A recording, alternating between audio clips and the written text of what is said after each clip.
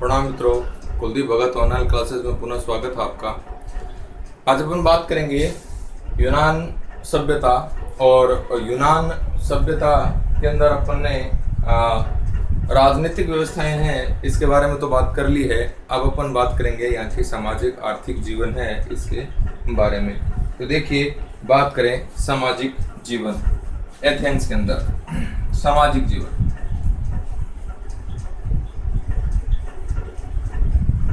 सामाजिक जीवन, ये देखिए आप, एथेंस का समाज मुख्यतः जो समाज था एथेंस का, ये मुख्यतः कितने भागों में बटा हुआ था? 3 भागों में।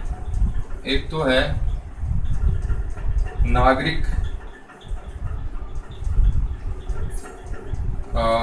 दूसरा है गैर नागरिक,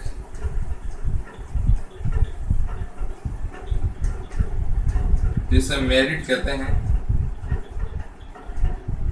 और तीसरा है दास, जिसे हेलोट कहते हैं, हेलोट कहा जाता है।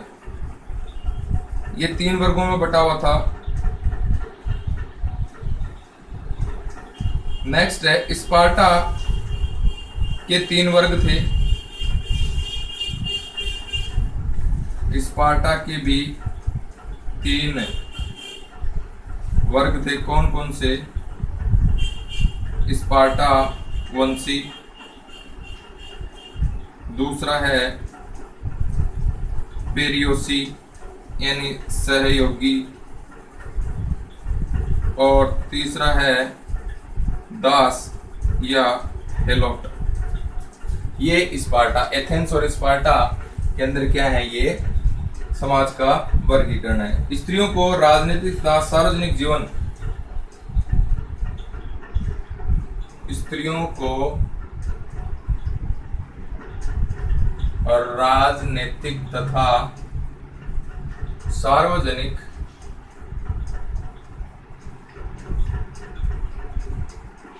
जीवन से दूर रखा गया। कृषि व पशुपालन मुख्य स्रोत थे। कृषि व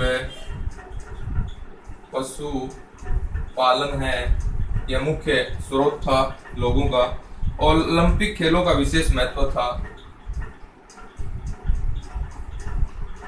ओलंपिक खेलों का विशेष महत्व था।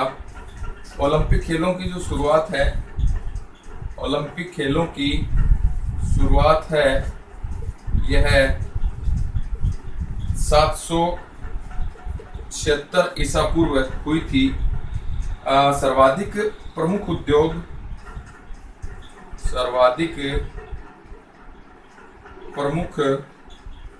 उद्योग है यह मिट्टी के बर्तन बनाना व रंगना। मिट्टी के बर्तन बनाना व रंगना था।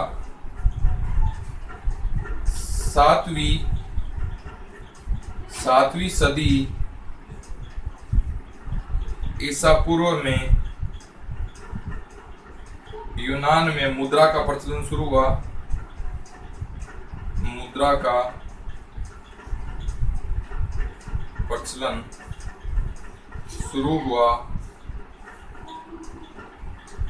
शुरू हुआ, जिसमें सबसे पहले लीडिया राज्य ने मुद्रा का प्रचलन किया। सर्वप्रथम लीडिया राज्य ने मुद्रा का प्रचलन क्या किया? शुरू किया। ये तो है सामाजिक बातें। अब अपन बात करेंगे आर्थिक जीवन। देखिए, सामाजिक जीवन, देखिए समाज 3 वर्गों में बटा हुआ था। एथेंस का समाज देखिए 3 वर्गों में किस प्रकार से, नागरिक, गैर नागरिक जिसे मेरिट कहते थे, और दास जिसे हेलोट कहते थे। स्पार्टा का समाज 3 भागों में बटा हुआ था। स्पार्टावासी, पेरियोसी यानी ये क्या होते थे? सहयोगी होते थे, और हेलोट है ये दास होते थे। स्त्रियों को राजनीतिक व सार्वजनिक जीवन से क्या रखा गया था? दूर रखा गया था। लोगों का प्रमुख जो साधन था वह कृषि और पशुपालन था। आय का ओलंपिक खेलों का विशेष महत्व था, जिसकी शुरुआत 776 ईसा पूर्व हुई थी। सर्वाधिक प्रमुख उद्योग मिट्टी के बर्तन बनाना और उन्हें रंगना था। 7वीं सदी ईसा पूर्व में यूनान में मुद्रा का प्रचलन शुरू हुआ। सर्वप्रथम लीडिया राज्य ने मुद्रा का क्या किया था, प्रचलन शुरू किया था। लीडिया राज्य ने मुद्रा का प्रचलन शुरू किया था। आगे देखिए,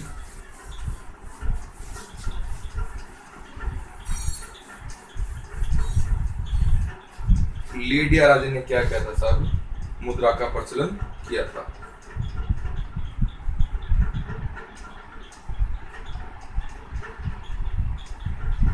अब देखिए धार्मिक जीवन।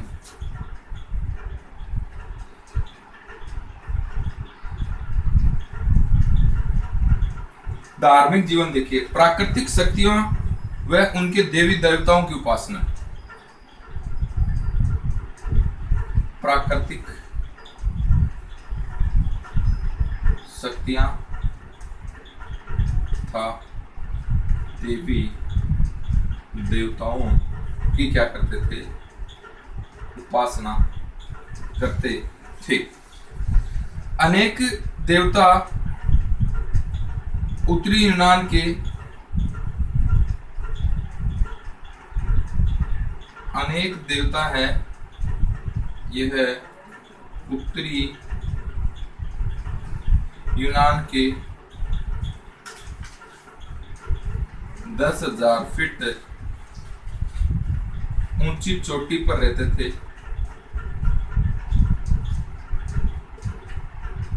ऊंची चोटी पर ओलंपिया पर्वत पर निवास था। ओलंपिया पर्वत पर इनका निवास था। इसमें देखिए जीएस, इसके अंदर प्रमुख जो देवता हैं उनकी अपन बात कर ले। देवता कौन कौन से थे? जीएस सबसे प्रिय देवता जो बिजलियां गिराता था, बिजलियां गिराता था, बिजलियां गिराता था। इन्हें देवताओं का जन्मदाता कहते हैं। जीएस को क्या कहते हैं साहब? देवताओं का जन्मदाता। देवताओं का जन्मदाता कौन है? जीएस है।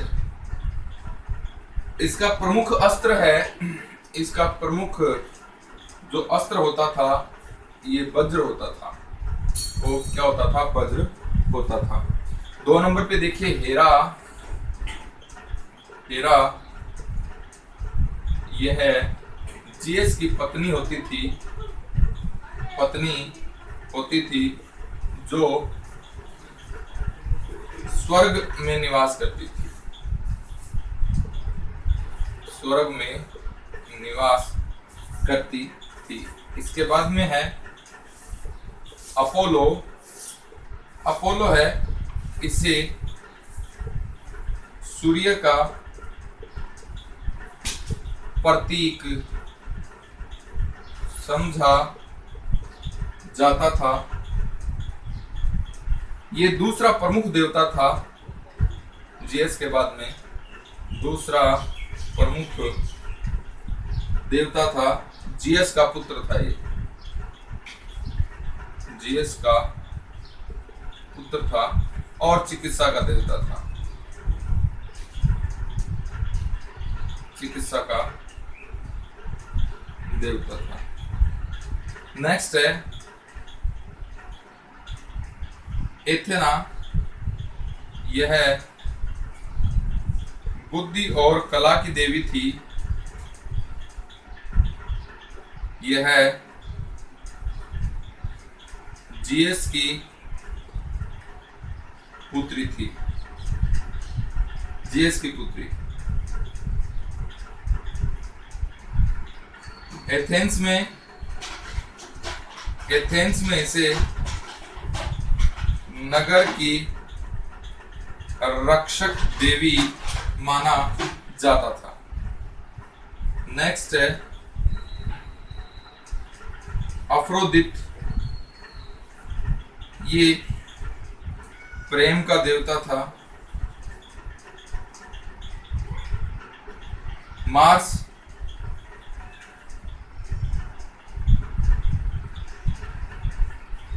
यह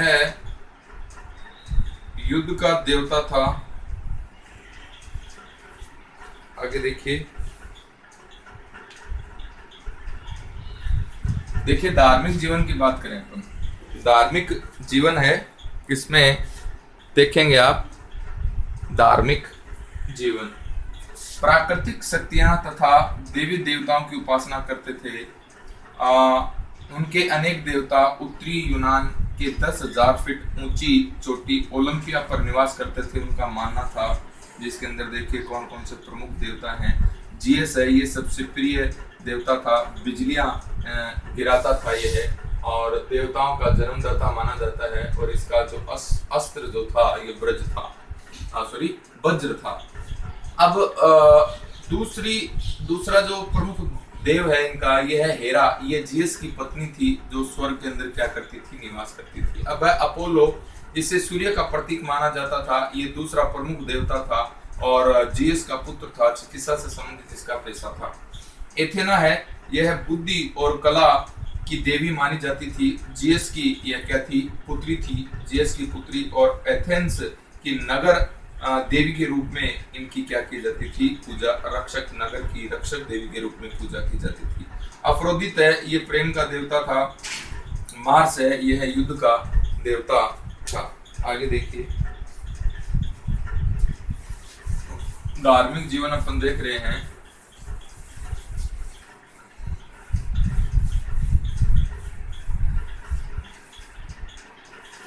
धार्मिक जीवन नेक्स्ट देखिए डेमीटर है,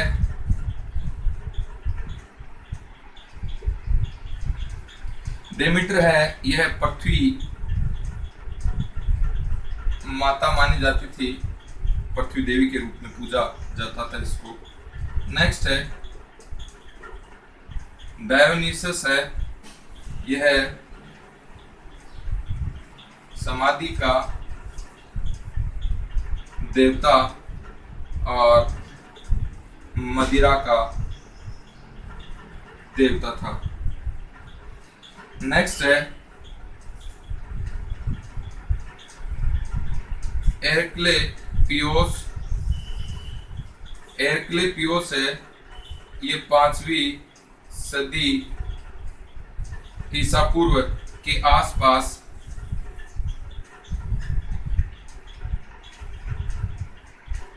संपूर्ण यूनान में सर्वमान्य देवता था। यह रोग मुक्ति और व्यावसायिक नैतिकता का देवता था। रोग मुक्ति,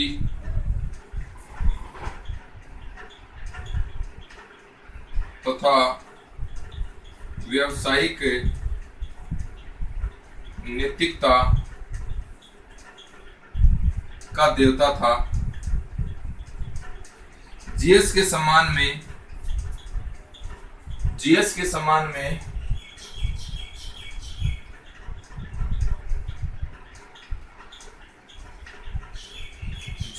समान में ओलंपिक उत्सव और नेमेन उत्सव मनाए जाते थे।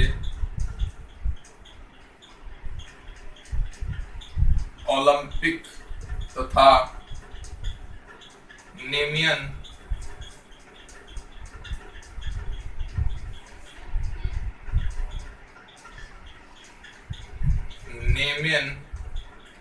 उत्सव मनाए जाते थे।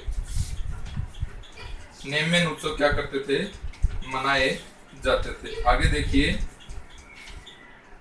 एथेंस में एथेना देवी का मंदिर था। एथेंस में एथेना देवी का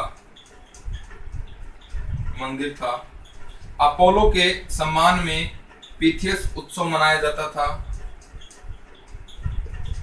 अपोलो के सम्मान में पीथियन उत्सव मनाया जाता था। ओरेकल है, यह भविष्यवाणी होती थी। यूनानी है, यह भूत प्रेत और तंत्र में भी क्या करते थे, विश्वास करते थे। अब देखिए दर्शन की अपन बात करें, सामाजिक जीवन हो गया, धार्मिक जीवन हो गया। अब देखिए दार्शनिक जीवन। सोफिस्ट संप्रदाय, ये था ज्ञान का शिक्षक, ज्ञान का शिक्षक। प्रवर्तक जो था इस संप्रदाय का, ये था प्रोटोगोरस ने संदेहवाद का प्रतिपादन किया। इसने संदेहवाद का प्रतिपादक माना जाता है इसे। प्रोटोगोरस पेरिक्लिस युग का विद्वान था। ये जो था, ये कौन से युग का, पेरिक्लिस युग का यह विद्वान था, पेरिक्लिस युग का विद्वान था। सोफिस्ट एक प्रकार का शिक्षक होता था। सोफिस्ट है,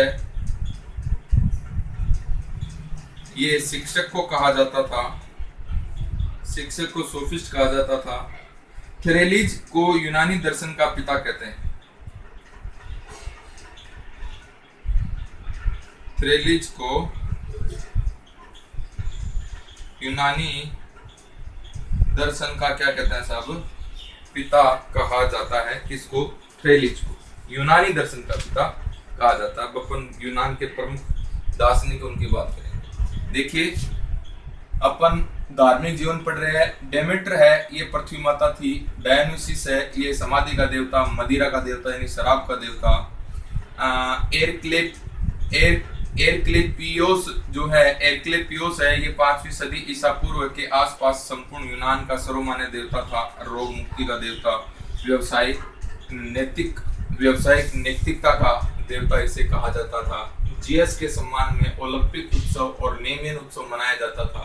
एथेंस में एथेना देवी का मंदिर था। अपोलो के सम्मान में पिथियन उत्सव मनाया जाता था। ध्यान में रखना है, अपोलो के सम्मान में तो पिथियन मंदिर, जियस के सम्मान में ओलंपिक उत्सव, अपोलो के सम्मान में पिथियन उत्सव, जियस के सम्मान में ओलंपिक व नेमियन उत्सव मनाए जाते थे। ओरेकल क्या था? एक भविष्यवाणी थी। यूनानी जो लोग थे ये भूत प्रेत तंत्र मंत्र में भी विश्वास करते थे। अब देखिए दार्शनिक जीवन। सोफिस्ट संप्रदाय है, ये जो है सोफिस्ट का मतलब होता है ज्ञान का शिक्षक। इस सोफिस्ट संप्रदाय का प्रवर्तक है प्रोटोगोरस है। इसे संदेहवाद का पिता भी कहते हैं या संदेहवाद का प्रतिपादक भी कहते हैं। ये जो विद्वान था ये पेरिक्लिस युग का विद्वान था। सोफिस्ट का मतलब होता है शिक्षक। थेरेलिज जो है यह यूनानी दर्शन का पिता कहलाता है। थेरेलिज यूनानी दर्शन का क्या कहलाता है साहब? पिता कहलाता है। यूनानी दर्शन का पिता कहलाता है।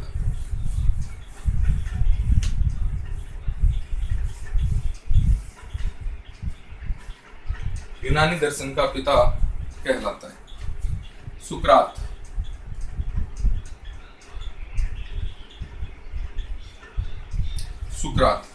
सुकरात देखिए कहाँ का निवासी था? एथेंस का था। एथेंस का निवासी था सुकरात। अपना जीवन सत्य की खोज में लगा इसने। अपना जीवन है यह सत्य की खोज में इसने लगाया। इसका कथन था, मैं यह जानता हूँ कि मैं कुछ नहीं जानता। बड़ा इंपॉर्टेंट कथन है। नेक्स्ट है सुकरात के विचार। सुकरात के जो विचार हैं ये प्लेटो के पुस्तक डायलॉग्स और कज़माफन की पुस्तक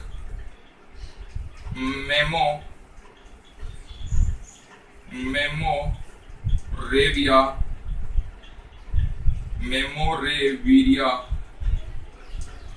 में मिलते हैं इसके विचार। अब देखिए प्लेटो की अपन बात करें। प्लेटो सुकरात का शिष्य था। सुकरात का शिष्य एथेंस में जन्म हुआ था। इसकी पुस्तकें हैं रिपब्लिक, यूटोपिया, लाज, डायलॉग्स। इनकी क्या है पुस्तकें। इसके बचपन का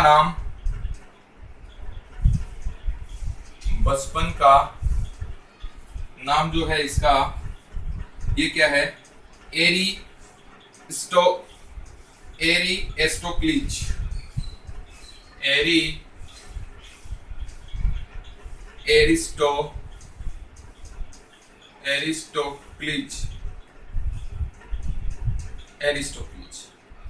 कथन है इसका सत्य सापेक्ष न होकर निरपेक्ष होता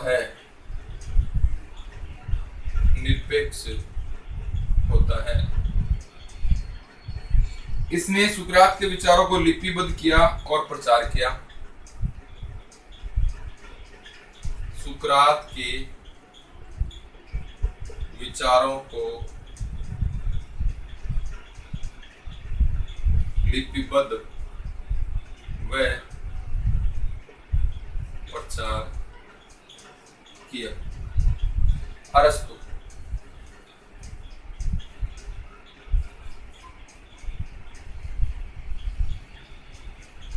अरस्तु देखिए प्लेटो का शिष्य था। यह प्लेटो का शिष्य था। सिकंदर का गुरु था।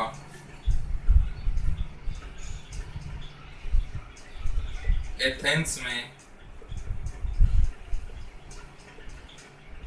लाइसियम नामक शिक्षा संस्थान की स्थापना की।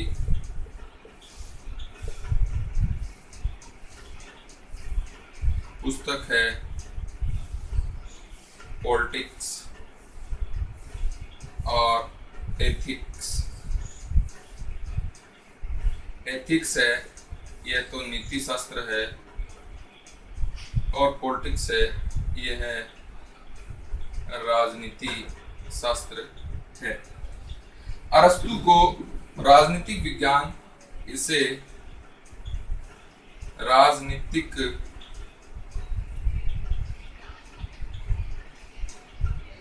व जीव विज्ञान का जन्मदाता माना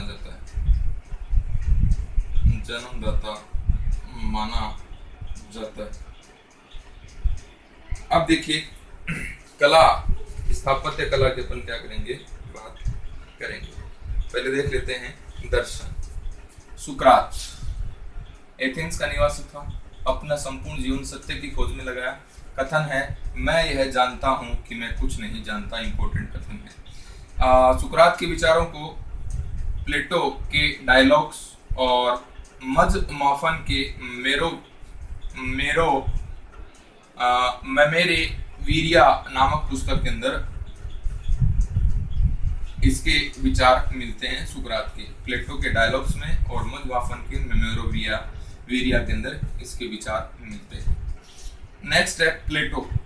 सुकरात के बाद में प्लेटो। सुकरात का क्या था? शिष्य था, एथेंस का निवासी था। पुस्तक देखिए, रिपब्लिक, यूटोपिया, लाज, डायलॉग्स। इसकी पुस्तक ध्यान में रखनी है प्लेटो की। बचपन का नाम क्या था? एरिस्टोक्लीस। प्लेटो का कथन है सत्य सापेक्ष न होकर निरपेक्ष है।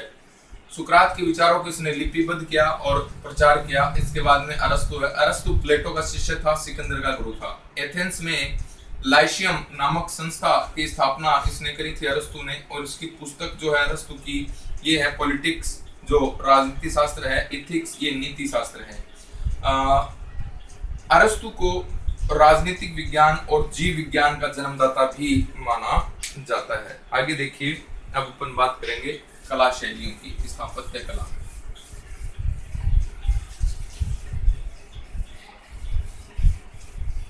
कला के अपन अब बात करें तो देखिए, कला कला कला के अंदर प्रमुख शैलियां हैं।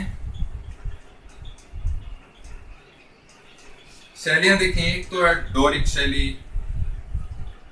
दूसरी है आयोनियन शैली, कोरिंथियन शैली आदि शैलियों के अंदर मंदिरों का क्या हुआ? निर्माण हुआ। मंदिरों का क्या हुआ साहब? निर्माण हुआ। देखिए, डोरिक जो शैली है, इसके अंदर कौन कौन से मंदिरों का निर्माण हुआ? अपोलो मंदिर है, ये है थेरमन में सूर्य मंदिर है। थेरमन में क्या है साहब? सूर्य मंदिर है। नेक्स्ट है ओलंपिया का हेरा मंदिर। हेरा मंदिर ये चंद्रमा की देवी है। नेक्स्ट है कोरफ्यू का आर्तेमास मंदिर। और चौथा जो है ये है एथेंस का पार्थेना मंदिर। संगमरमर से बना हुआ है एथेंस का पार्थेना मंदिर। इसके बाद में है आयोनियन शैली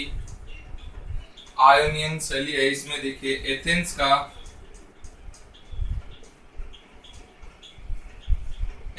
का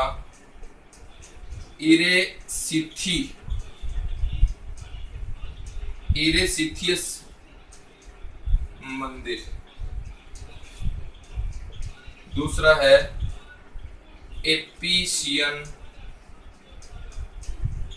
एपिसियन का डायना मंदिर। एथेंस का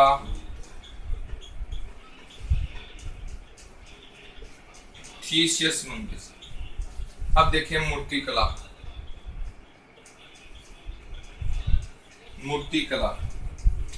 मूर्तिकला में देखिए, मूर्तिकला है फिडियस एथेना की मूर्ति। फिडियस ने एथेना की मूर्ति बनाई।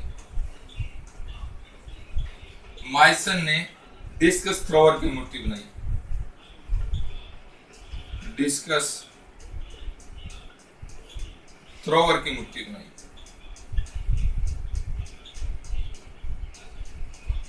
और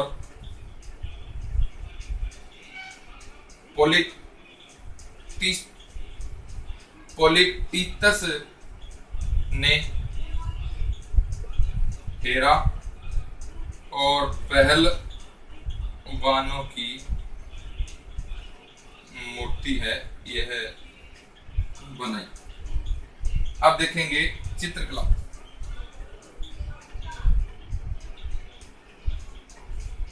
चित्रकला में देखिए पोलीडोरस है, ये है ट्राइका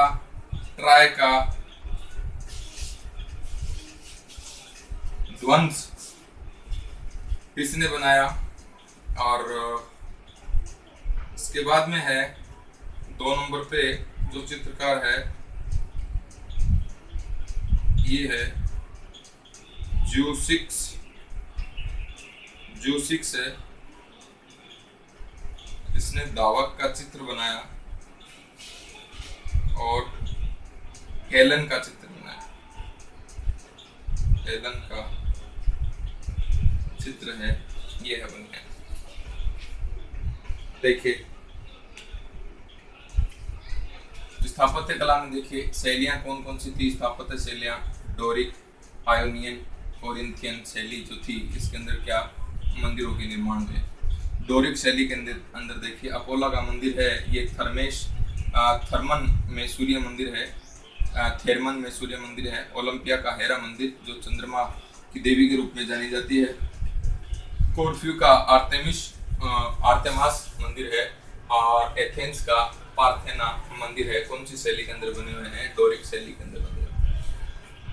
आयोनियन शैली है, इसके अंदर देखिए एथेंस का इरेथीसियस मंदिर, एपियन का डायना मंदिर, एथेंस का थीसियस मंदिर। अब मूर्तिकला देखिए फीडियस ने क्या बनाया मूर्तिकला में? एथेना की मूर्ति बनाई। माइसन ने क्या बनाया? डिस्कस थ्रोअर की मूर्ति बनाई। पॉलिटिक्स ने क्या बनाया? हेरा व पहलवानों की मूर्ति है, यह है इसने बनाई। तो इम्पोर्टेंट है देखना, एक तो डिस्कस थ्रोअर है, ये पूछ लिया जाता है एग्जाम के अंदर, और एथेना है, ये मूर्ति किसने बनाई, ये पूछ लिया जाता है। अब है चित्रकला। चित्रकला में देखिए पोलीडोरस ने ट्राय का ध्वंस का चित्र बनाया और जूरिक्स ने दावक का चित्र बनाया और एलन का चित्र बनाया। तो ये क्या था चित्रकला के अंदर प्रमुख बातें थी। अब अपन बात करेंगे इतिहासकार। इतिहासकारों में देखिए इतिहासकारों की प्रमुख अपन बात करें, इतिहासकारों की प्रमुख बात करेंगे सब। अच्छा, इतिहासकारों से पहले अपन साहित्य देख लेते हैं। पहले साहित्य देखें, उसके बाद में इतिहासकार देखेंगे। साहित्य में देखिए यूनान का प्रथम महाकवि होमर।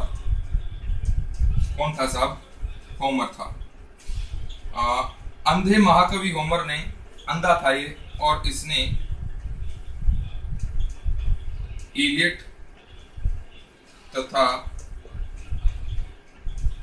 ओडिसी नामक महाकाव्यों की रचना की।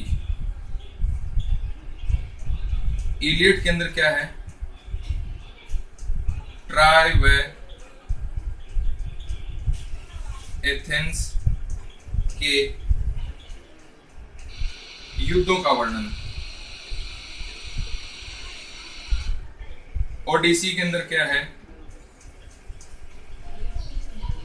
यूनानी वीर की अपने घर लौटने की कहानी। दोनों इंपोर्टेंट इसकी कृतियां हैं, ध्यान में रखनी है। इसके बाद में है हीसियड है, इसे दूसरा महाकवि कहते हैं। और इसकी जो पुस्तक है ये है कार्य और बल। कार्य और बल। साहित्य में देखिए साफो है, ये महिला कवित्री थी। साफो ये थी महिला कवियत्री, महिला कवियत्री थी। अब है पिंडार। यूनान का विदेशी कवि था, ये यूनान का विदेशी कवि था, यूनान का विदेशी कवि था। इसने नृत्य और मदिरा पान के गीत हैं, यह ओलंपिक खेलों के विजेताओं की प्रशंसाओं में लिखा।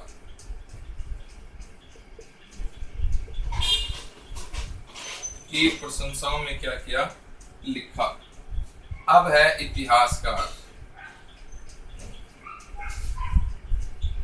इतिहासकार देखिए, हेरोडोटस, ये है इतिहास का पिता, यूनान का था, इतिहास का पिता। इनकी पुस्तक है हिस्टोरिका। पुस्तक कौन सी साहब? हिस्टोरिका पुस्तक इन्होंने लिखी। इस पुस्तक के अंदर फारस और यूनान के युद्धों का क्या है साहब? वर्णन है, तथा यूनान के आसपास रहने वाली जातियों का इतिहास। दूसरा नंबर है थ्यूसिडाइडिस।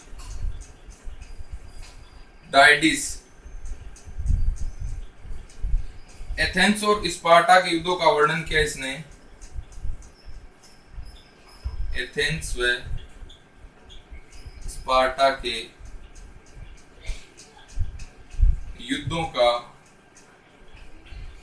वर्णन किया इसने। यह प्रथम वैज्ञानिक इतिहासकार था, प्रथम वैज्ञानिक इतिहासकार था, प्रथम वैज्ञानिक इतिहासकार था। देखिए साहित्य में देखिए, यूनान का प्रथम कवि, महाकवि जो है, ये होमर को कहा जाता है। अंधा था होमर। इसने इलियड व ओडिसी नामक दो महाकाव्यों की रचना की। इलियड के अंदर देखिए ट्राय व एथेंस के युद्धों का वर्णन है। ओडिसी है, इसके अंदर यूनानी वीर की अपने घर लौटने की कथा है। ईडियस है, हिसियड है, इसने इसे दूसरा महाकवि कहते हैं। इसने कार्य और बल नामक पुस्तक लिखी। साफो है, ये महिला कवियत्री थी। पिंडार है, ये यूनान का विदेशी कवि था। नृत्य और मदिरा पान के गीत इसने लिखे। ओलंपिया खेलों के विजेताओं की प्रशंसा में भी इन्होंने क्या लिखे थे? गीत लिखे थे। कौन? पिंडार। इतिहासकार देखिए, हेरोडोटस है, इसे इतिहास का पिता कहते हैं, यूनान के थे। हिस्टोरिका नामक पुस्तक है इनकी। हिस्टोरिका के अंदर फारस और यूनान के युद्धों का वर्णन है, और यूनान में प्रमुख जातियों का वर्णन भी ये करते हैं हिस्टोरिका नामक पुस्तक में। यूथिडाइडिस है, इसने एथेंस व स्पार्टा के युद्धों का वर्णन किया। यूथिडाइडिस है, ये प्रथम वैज्ञानिक इतिहासकार माना जाता है। आगे देखिए, साहित्य में अपन बात करें तो आपका है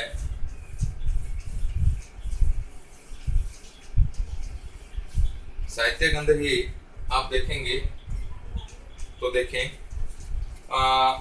जेनोफोन तीसरे नंबर पे है।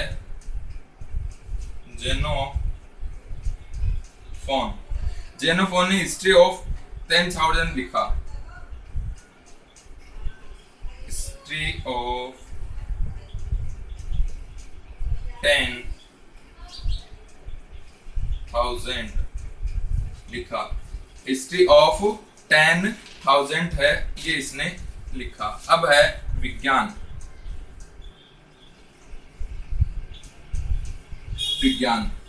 विज्ञान में देखिए,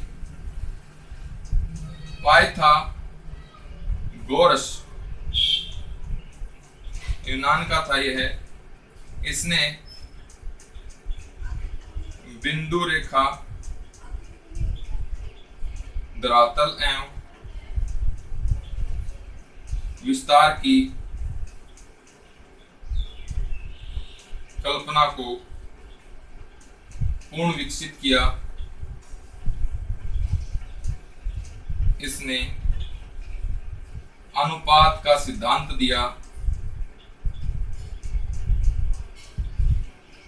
अनुपात का सिद्धांत दिया। नेक्स्ट है 2 नंबर पे अक्तामेगान। अक्तामेगान ने मस्तिष्क को विचारों का केंद्र बताया। 3 है एक्टिपस। एक्टिपस ने गणात्मक भूगोल की रचना की। नेक्स्ट है हिप्पोक्रेटिस,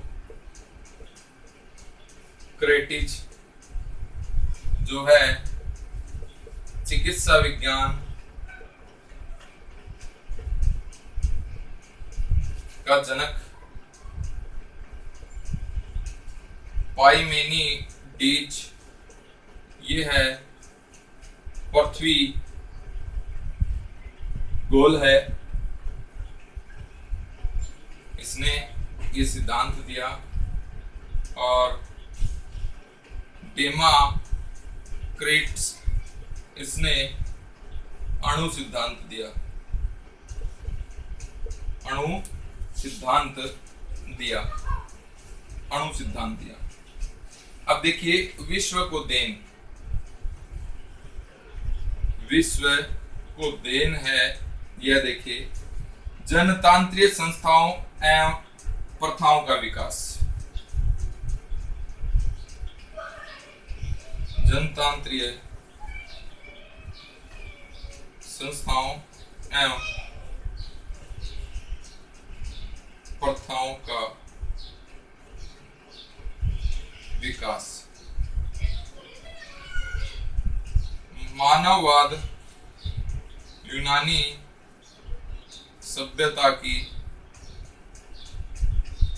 महत्वपूर्ण देन। मानववाद यूनानी सभ्यता के महत्वपूर्ण देन है। आगे देखते हैं कौन देन में और क्या क्या इंपॉर्टेंट बातें होंगी। देखिए साहित्य, जेनोफोन ने हिस्ट्री ऑफ 10,000 नामक पुस्तक लिखी। विज्ञान में देखिए पाइथागोरस है, यूनान के रहने वाले थे। इन्होंने बिंदु रेखा धरातल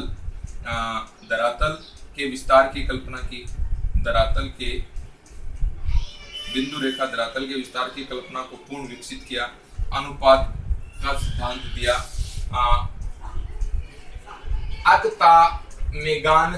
अक्तामेगान, इसने मस्तिष्क को विचारों का केंद्र बताया। और टेक्सिपस है, इसने गणात्मक भूगोल की रचना की थी। और हिप्पोक्रेटिस है, इसको चिकित्सा विज्ञान का जनक कहते हैं। नेक्स्ट है पार्मेनिडीज है। पार्मेनिडीज है, यह कहता है कि पृथ्वी गोल है। और डेमाक्रिटस है, इसने क्या दिया था? अणु सिद्धांत दिया था। अब देखिए विश्व की देन, जनतांत्रिक संस्थाओं एवं प्रथाओं का विकास यूनान में हुआ। मानववाद यूनानी सभ्यता की प्रमुख देन बताई जाती है। आगे देखिए देन में देखिए विश्व को क्या दिया।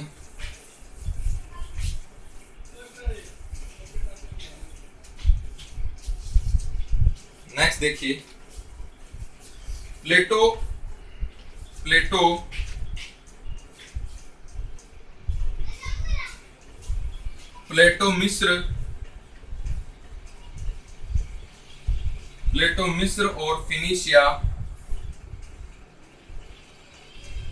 मिस्र और फिनिशिया के लोग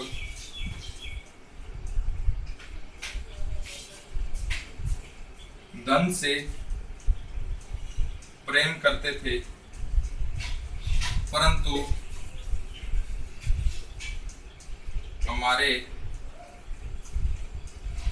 हमारे देश की प्रमुख विशेषता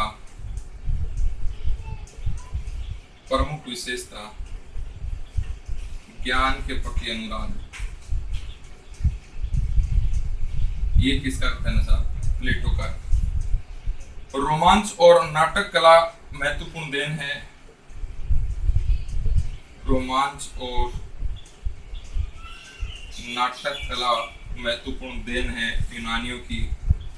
यूरोप का बौद्धिक जागरण, आधुनिक यूरोप का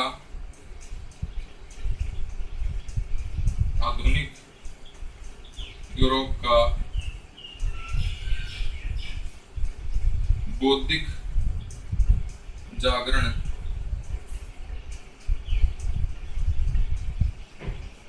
यूनानी सभ्यता की देन है। इतिहासकार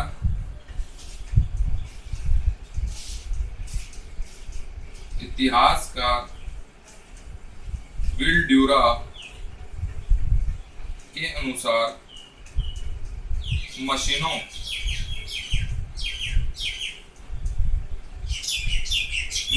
के अतिरिक्त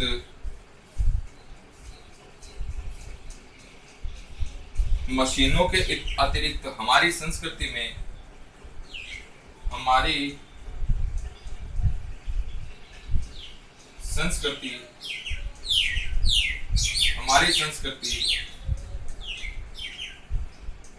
यानी पाश्चात्य संस्कृति, हमारी संस्कृति का कदाचित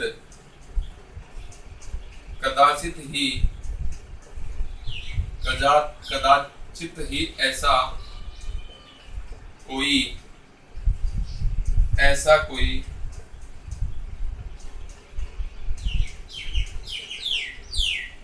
लौकिक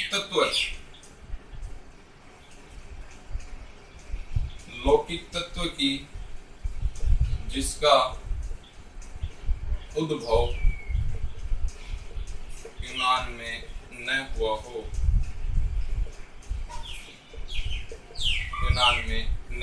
हो, ये विल ड्यूरा कहता है। यूनानी औषधि विज्ञान के पिता जो हैं ये हिप्पोक्रेटिस हैं, और इसने कहा था प्रत्येक रोग का प्राकृतिक कारण होता है। आधुनिक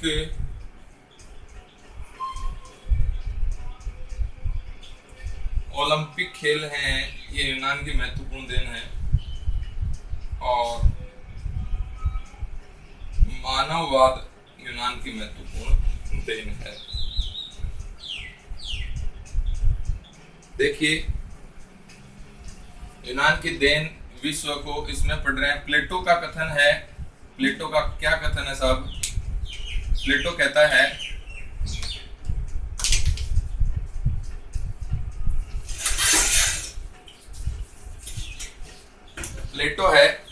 ये देखिए, प्लेटो कहता है मिस्र और फिनिशिया के लोग धन से प्रेम करते थे। मिस्र और फिनिशिया के लोग हैं, ये क्या करते थे? धन से प्रेम करते थे, परंतु हमारे देश की प्रमुख विशेषता ज्ञान के प्रति अनुराग था। ये किसका कथन है? प्लेटो का कथन है। यूनान ने विश्व को रोमांच और नाटक कला है, ये दी। आधुनिक यूरोप का बौद्धिक जागरण यूनानी सभ्यता की देन है। इंपॉर्टेंट क्वेश्चन है।